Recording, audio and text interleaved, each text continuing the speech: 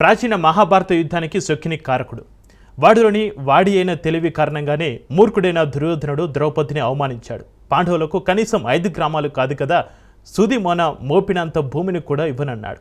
సాక్షాత్తు శ్రీకృష్ణ పరమాత్మనే బంధించబోయాడు. పెద్దలంతా నీతిబోధ చేసినా ఆఖరుకు తొడలు విరిగి చచ్చాడు. ఇక ఆధునిక భారతవానికి వస్తే నేటి తొల్లుడే ఆనాటి శొక్కిని పాత్ర పోషించాడు.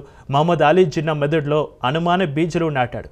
హిందువులతో ముస్లింలు కలిసి ఉండలేరని చెప్పి దేశ విభజన చేయించాడు. పైగా ముస్లిం లీగ్ ఎంచుకున్న జిహాద్కు వీడు బాటలు పరిచాడు. ఫలితంగా పాకిస్తాన్ ఏర్పడిన 70 ఏళ్లకే ఇప్పుడు ఆ దేశం ఆనవాళ్లను మారిపోయే పరిస్థితిలో చిక్కుకుపోయింది. ఆనాటి మహాభారతానికి నేటు ఆధునిక భారతానికి ఉన్న పోలికలను నెటిజన్లు అద్భుతంగా నెమరు వేసుకుంటున్నారు. మన దేశానికి భారత్ అనే పేరు ఎలా వచ్చినా ఎప్పుడొచ్చినా ప్రాచీన భారతాన్ని మించిన లోతైన చరిత్ర రచిస్తోంది. పాక్ ఏర్పాటే ఓ దుష్ట పన్నాగం అంటే ఆ దుష్ట పాలకులకు మద్దతునిచ్చే ప్రపంచ దేశాలు కూడా ఆ దౌర్భాగ్య చరిత్రలో పాలుపంచుకుంటున్నాయి.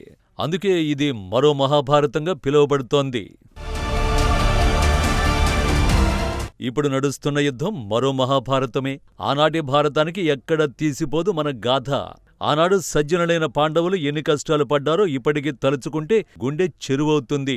ఒకటా రెండా వరుస అవమానాలు, అన్యాయాలు. పాండవులు ఉన్న లక్క ఇంటికి నిప్పు పెట్టారు. నిండు సభలో ద్రౌపదిని ఘోరంగా అవమానించారు.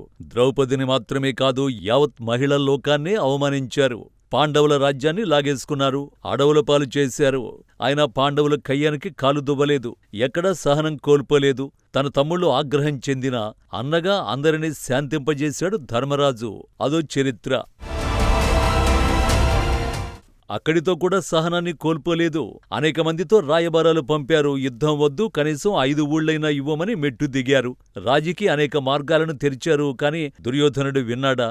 ఆ రాజ్యమంతా తనకు తప్ప వేరే ఎవరికీ అర్హత లేదన్నాడు. వేరే ఎవరైనా కుర్చీ మీద కన్నేస్తే సహించేది లేదన్నాడు. దుర్యోధనుడికి వంతపాడాడు గుడ్డి తండ్రి ధృతరాష్ట్రుడు.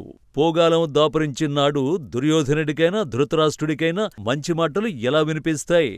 చివరకు యుద్ధం అనివార్యమే అయింది. మహాభారత యుద్ధం 18 రోజులు నడిచింది. కౌరవుల సైన్యం మొత్తం పోయింది. దుర్యోధనుడు తన తమ్ముళ్ళందరినీ కోల్పోయాడు. అందరూ పోయాక భయం పట్టుకుంది, ప్రాణం మీద తీపి పెరిగింది. తాను ఒక్కడైనా బతకాలనుకున్నాడు.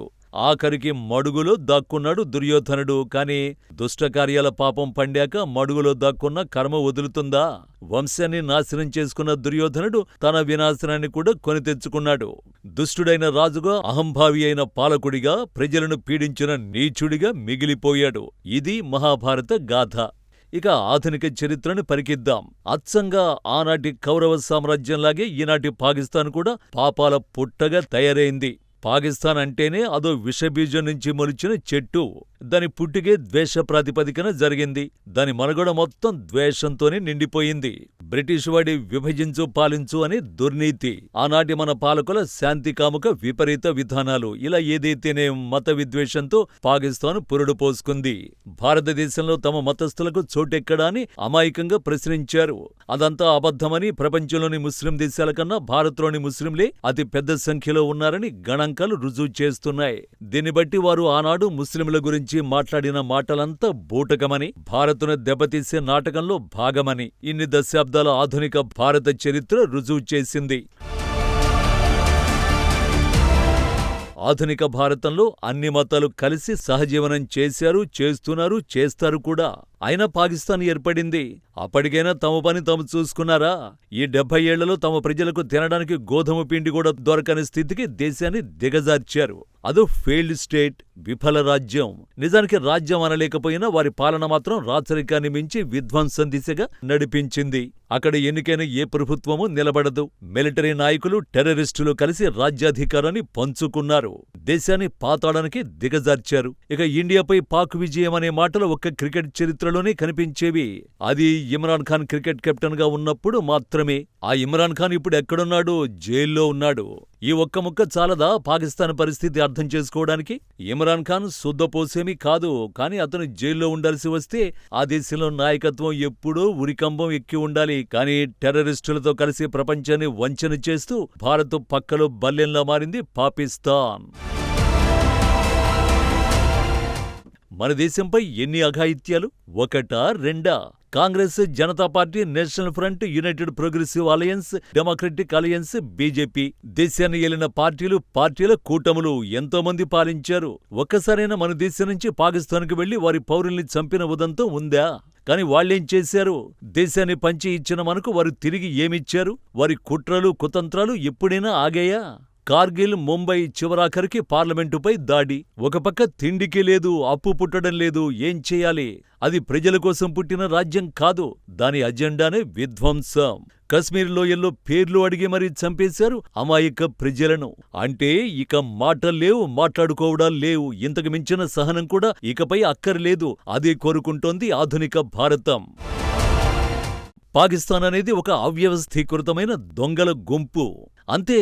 మనం టెర్రరిస్టులపై దాడి చేస్తే వారు ప్రతిగా 9 పట్టణాలపై దాడికి యత్నించారు. 20 దాకా సామాన్య ప్రజలను పొట్టన పెట్టుకున్నారు. ఇక్కడ కదా అసలు మొదలైంది యుద్ధం. 7వ తేదీ తెల్లవారుజామున కదా మొదలైంది. మహాభారత యుద్ధం 18 రోజులు సాగింది. ఈ యుద్ధం ఎన్ని రోజులు సాగుతుందో చెప్పలేం. కాని ఒక్క రాత్రిలోనే చావు దెబ్బతీసింది భారత్.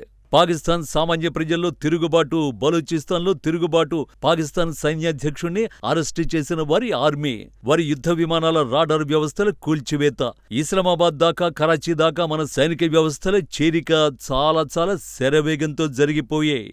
పాక్ లెక్క తేల్చాల్సింది చాలానే ఉంది. వాళ్లు మనకు లెక్క చెప్పాల్సింది మిగిలే ఉంది.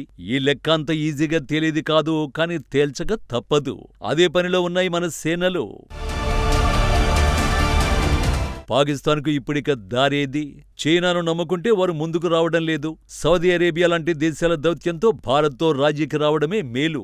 అణుబాంబులున్నాయి కదా, తెగబడదాం, భయపెడదాం అనుకున్నారు. పక్కనే ఉన్న అమృత్సర్, జైసల్మేర్లపై డ్రోన్లు కూడా పంపలేకపోయారు. అణుబాంబుల దాకా ఎందుకు? మరి యుద్ధం ముగిసిందా? లేదు, ఇంకా ఉంది. ప్రస్తుతానికి మనదే పూర్తిగా పైచేయి. సైనికంగా, మానసికంగా పాకిస్తాన్ దెబ్బతింది. కానీ మాయల ఫకీరంత సులభంగా లొంగిపోతాడా? ఎక్కడో ఎవరి సాయం కోసమో ఏ అంతర్జాతీయ సమాజాన్ని దేబిరిస్తాడు. అలాంటి పరిస్థితుల్లోనే మనం పాచికలు వేయాలి. అంత సమర్థులు మనలో ఉన్నారనుకోండి, అది వేరే విషయం. కానీ పాకిస్తాన్లో ఉన్న అనేక మంది మాయల ఫకీర్లను అంతం చేయడమే అంతిమ లక్ష్యంగా కదులుతోంది భారత్. ఇది ఆధునిక భారత్.